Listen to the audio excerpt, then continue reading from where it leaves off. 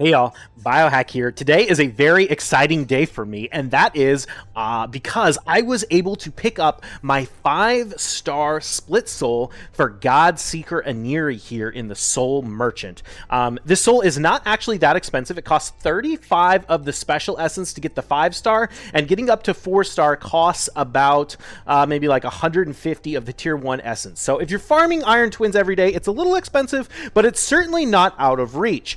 And what this soul enables you to do is absolutely beautiful for farming Sand Devil stage 25. So in this video, I'm going to show you how you can use a 5-star blessing, in particular the Miracle Heal blessing, to unlock a super powered team for farming Sand Devil stage 25 that lets you use Godseeker Aniri and 1 DPS and also level food and clear the boss with way less stats than what you normally need doing a traditional Godseeker DPS duo. So if that's something you're interested in, stick around and we'll go ahead and jump into the video. Okay, so to understand how this comps works, we have to first kind of talk about how Sand Devil works. The main idea behind Sand Devil in the short version is that he does this super hard-hitting nuke that's almost guaranteed to one-shot your team, and then the idea is you pop back up alive with some sort of revive on death mechanic, and then you basically go through the rest of the boss. There's a couple other mechanics that also are super important on this boss. One, when he does that nuke, he puts a sleep buff on, or debuff on himself, which has a certain number of hits until you wake him back up. What this means is he puts it on for 2 turns, and the nuke is on a 4-turn cooldown. So if you don't wake him up, the cooldown won't tick down, and it effectively puts the big nuke on a 6-turn cooldown with the boss. So that's the main mechanic you have to work around. The other main mechanic of this boss is that every time he takes a turn, he destroys the max HP of everyone he hits by 10%. However, this is countered by the fact that if you heal while he's sleeping, you will recover your max HP for any healing that you do, right? So this is like the main thing that the boss has going on, right? He nukes you down, he's decreasing your max HP, you gotta basically keep reviving and then keep getting your HP back up, your max HP back up. Okay, so how does this work in their traditional Godseeker duo comps? Well, what we have to do is we have to build Godseeker at least as fast as the boss, which the boss runs at 275 speed on stage 6. You have to run at least as fast as the boss so that after the boss nukes you down, Godseeker will be revived. She'll take a turn, revive the DPS champion, and then she'll take another turn before the boss goes again. And this is how we deal with her max HP getting decreased by every time the boss attacks. We take 2 turns while the boss is sleeping to regenerate that max HP using a regen set and an immortal set. Okay, so that's sort of the main mechanics, and then the DPS gets revived by Godseeker. Every time she revives the DPS, she resets all its cooldowns, and then you just gotta have the DPS champion stay alive long enough to do the job, which means typically putting in something that's negative affinity with the boss and tanking them up really well, right? But the crucial thing about this is when we're running this traditional Godseeker comp, we are running 5 turns for every turn that the boss does his big nuke, which we talked about was on a 6-turn cooldown, right? And that's all well and good. It's fine, but the problem is that you need a lot of speed to do that, and a lot of your speed is getting wasted. This is because the reason we need her so fast is so that she takes those 2 turns while the boss is sleeping, but she ends up dying to the nuke with almost a full turn meter because she doesn't actually get to have like 6 turns for the boss because of the slow debuffs that the boss puts on her with his A1 and his A2. So, or not his A2, but his 2 A1s that he does during that cycle. So moral of the story, right, is that we have to make her really fast so that she gets 5 turns per boss cycle, but it's really because we get those 2 turns while the boss is sleeping. So what does a 5-star blessing allow us allow us to do? Well, what we did, is we put Godseeker in a Miracle Heal blessing. So if you don't know how Miracle Heal works, the idea behind it is every time you heal, it has a probability to restore a portion of the destroyed max health. Once you get it to a 5-star blessing, it's 100% chance. So every time you heal, it restores 20% of the amount of the heal in terms of your max health. And so what putting a 5-star blessing on Godseeker lets us do is it means that we no longer need to rely on taking 2 turns while the boss is sleeping to regenerate our destroyed max health. Instead, we can just use the Miracle Heal blessing to do it. And what that means is a lot. The major thing is it means we don't have to take 2 turns while the boss is sleeping. We can take 1 turn, and which means that we don't also need to die with an almost full turn meter. And so what this means is, even though before with 275 speed she was taking 5 turns for every boss cycle, every nuke the boss does, now we can drop her speed massively. In this case, I'm running her at 187 speed. And now she only takes 4 turns for every turn the boss cycles. So it didn't actually drop that many turns relative to what the boss is doing, but the stat requirements in terms of the speed stat is way, way, way less. Now, part of that is because I also have the Spirit Haste Mastery, and the beautiful thing about running at a 4-to-1 ratio with the boss's nuke is that syncs up perfectly with Godseeker's passive and her A3 heal, which are both on 4-turn cooldowns. So what this means is, now we can bring in food because the food won't be dying, or when the food dies early, Godseeker won't try and revive it because her ability will be on cooldown until right after the boss nukes us again, and then she'll res our DPS champion instead. So that's the whole idea behind this. And then because of that, that means we can also take advantage of the Spirit Haste Mastery, which gives us an extra 24 speed. So the reality is, I think you need her running about 200 speed, a little bit over 200 speed, and it should be enough. And you don't want to run her too fast. If she has over 230 speed, after you factor in Spirit Haste, if she resists the boss decreases speed, then she'll end up taking 5 turns and reviving someone too early. So you need her somewhere in that range of, she needs at least 200 speed, including the mastery, but not more than 230 speed. This is just due to the fact that we have those decreased speed debuffs on the boss's A1, which can mess with us if we end up getting a 3% resist or something like that. Okay, so that's our speed. Way less than the 276 required. Okay, so that being said, we do need a little bit more tanky stats. So I'm going to show you this. I've been messing around with this a lot, and I have a couple of different runs that I'm going to show you, and I've been changing it up. But these are the stats I have on her. I have her, pretty high HP and pretty high defense. She is very tanky. That being said, the way we're going to run this comp, well, there's multiple ways to run this comp, but the way that is the easiest way to run this comp is letting the DPS champion die to the boss's A2 every single time. And what that means is we basically need no good gear on the DPS champion in order for it to do its job. It doesn't have to survive, and that means we can do other things to help make Godseeker's aniri stay alive. For example, we could put them in a bulwark blessing, so they'll eat some of the damage that Godseeker would normally be taking. You could also put them in guardian gear to again help them absorb some of the damage that Godseeker would otherwise be taking.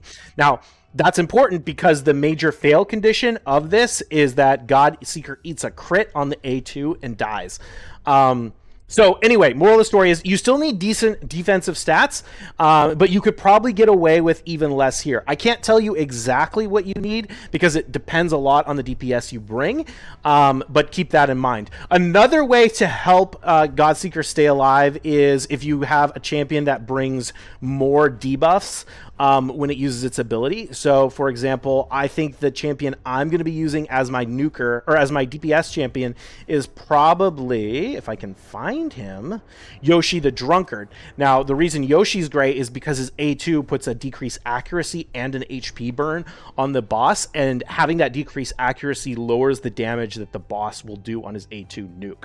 So, the best champion is probably Walking Tomb Drang, but if you want to just run this with your traditional Drang build, you're gonna struggle, because Drang is going to have his HP being decreased, and it's not going to be getting enough of it back, because Godseeker's only going to be taking the one turn while the boss is sleeping. You could put him in a Miracle Heal Blessing to solve that problem. You could take all his gear off so that he just dies in one hit, and then it doesn't matter, because the DPS champion doesn't need to stay alive, with the caveat that the DPS champion cannot die to the A1 abilities the boss does right before he does his big nuke, because if it revives there, Godseeker is not going to take another turn. Like, she needs to have her passive ready to go for her to get nuked, and she takes a couple of A1s before the nuke goes off, and if the DPS champion dies in that phase, the passive will proc on the DPS champion, and then the run will fail. So it needs to either die immediately or not die at all, and keeping it to not die at all means you have to have a way to get its max HP back. So if you try and just straight up plug in your traditional Drang team, this probably is not going to work. You need to either take his gear off so that he dies, or you need to put Miracle Heal on him or something so that he can recover his max HP. I just wanted to point that out because it is something worth knowing. So I'm going to use Yoshi the Drunkard probably going forward, but I've also done this the same run using Armiger and Husk, both to do the job as the DPS champion. To be fair, it took about 20 minutes, and it wasn't, I'm not going to farm that on the regular. HP burn is definitely the way to go, but it's worth pointing out that that works. So if we look at the stats on Yoshi, again, the DPS stats hardly matter at all, other than if it's an HP burner that can be resisted, it needs to have enough accuracy to do its job. I don't know what the absolute minimum speed you need is. It probably depends a little bit on how fast Godseeker is, but it's very low. I think probably something around 200 should be fine, but I'm not sure exactly what the absolute minimum threshold is, but it doesn't really matter because it's going to be so easy to build this champion that getting enough speed should not be a problem if you're at a point where you can farm Sand Devil 25. Okay, so that's the run. I guess I'll just go ahead and show you how it works real quick, and then we'll jump in and I'll show you some of the pre-recorded videos that I did. Oh, actually, there's one more thing. I didn't talk about Godseeker's masteries. Godseeker's masteries are important. Okay, one thing that's to note about masteries, actually, before we jump into her masteries, is because Godseeker is only taking one turn during the boss's sleep cycle, you can actually build her with War Master, and it'll be fine. It might even speed your runs up a little bit. The major limitation of that is it's a lot harder to keep her alive without some of these defensive masteries, but if you can get enough defensive stats to keep her alive, you're absolutely fine running War Master on this. The only mastery you need to be really scared of is Cycle of Magic. Don't put any refresh accessories and don't take Cycle of Magic, because obviously if you decrease the cooldown on her revive, she's going to end up reviving your food or the DPS champion in the wrong position, or at the wrong time, because it becomes off of sync. So you can't take Cycle of Magic. Definitely do not do that. But you can build her in War Master if you can get her tanky enough to stay alive in that build. That being said, these masteries are going to make it way easier for her to stay alive. Basically, we want decreasing AoE damage. We want increasing the healing. Oh, the other thing about the War Master is it does, without this blessing right here, she ever so slightly will have her max HP decreased every turn. She doesn't completely heal it all the way back up. So if you're running really long fights, that can be a problem. And it also means that you need to be even more tanky to account for the fact that your HP is slowly getting decreased and she's not recovering at all. If you had a 6-star blessing, though, that wouldn't be a problem. Okay, so then we take other things like Shadow Heal. This is another one that helps because the boss is healing itself. She'll get healed as well, and this again will help keep the HP, max HP topped up thanks to Miracle Heal. This other stuff doesn't really matter. Resurgent isn't really doing anything. Reducing damage is absolutely nice. 6% reduction in damage is beautiful, and counterattacking is really nice as well, because again, her A1 will heal, and that can help again, help keep her max HP completely topped off. So that's her masteries. That's her build. I showed you her stats already. It's right here. The only stats that matter are, again, she needs to have over 200 speed once you're including the Spirit Haste, defense, and HP. She needs to be very tanky. Okay, so let's go ahead and show the run. And we'll jump into it. So in terms of presets, whether or not you need presets depends on what your DPS champion is going to do by default with the AI. Yoshi, I don't think will use the right ability. He'll use his like increased accuracy. I want him to use his HP burn, so I do have to actually set up presets. If you're using something else, maybe like you could run this with Ninja, to be honest. Like it doesn't, the DPS doesn't need to stay alive. So if they're the wrong affinity, even if you're running the traditional build with like Ninja or Chronam or something like that, sometimes they'll weak hit, and so, you know, that'll be a problem. Like, it'll lower your run time, it'll make it slower, but it won't actually cause a fail state. So you're fine to use that if you want, and as long as your DPS champion uses the right ability on the A1, then you don't even need presets. Everything will run fine. But that's how I have it set it up, so we'll just go ahead and start this. These runs typically take about 5-6 minutes. This is about the same as what it runs with the other build, to be honest, like the regular Godseeker. So it's not like a significant slowdown. I do think Dreng would be a little better because you could put him in Master Hexer, which would mean sometimes you'd get the 3-turn HP burn, and then he would activate it with his A1 if you turned off his A2. So that could help actually make the runs a little bit faster. So I do think Dreng is probably the best DPS champion here, but I'm not using him, and I want to point out that what DPS champion you use doesn't matter at all, because you can see they're sitting on the floor dead the vast majority of the time. So here we go. You can see, look at Miracle Heal just popping off in terms of recovering all that max HP. Well, yeah, she's actually fully... The boss, you notice the boss wasn't sleeping on that turn. So let's point that out, actually. Next time we get to the boss's nuke cycle, we'll point out the difference between this and the more traditional team. So even though she's running way slower, you'll see, okay, she gets nuked. She's going to revive. Here, we'll pause it. She's going to revive. Yoshi's going to use his ability, and the boss has 1 turn on the sleep. He's going to wake up. Now, if we were using the traditional build, Godseeker would be going before the boss woke up right there, which is how she would get her max HP back. And you see she's missing a little bit, but we come in, Miracle Heal completely removes that. She's totally fine. She's got all of her max HP back. So you just let this run, and it just goes over and over again. Yeah, I mean, that's pretty much it at this point. It takes, like I said, like 6 minutes, and you can use any DPS champion you want. You'll be fine. So I think I'll probably actually just let this run finish, and then maybe I'll show you some of the other runs. So I hope you appreciate this content.